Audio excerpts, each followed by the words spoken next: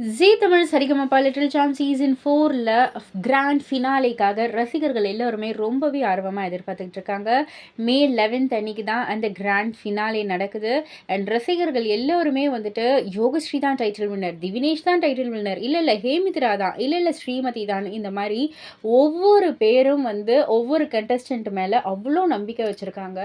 So அந்த வகையில வந்து சோஷியல் மீடியா ஃபுல்லா இத பத்தின ஒரு டிபேட் மாதிரியே போய்க்கிட்டு இருக்கு. இவங்க தான் டைட்டில் வின்னர் ஆவாங்க, அவங்க தான் டைட்டில் வின்னர் ஆவாங்கன்ற மாரி ஒரு வாக்குவாதமே வந்து போய்க்கிட்டு இருக்கு.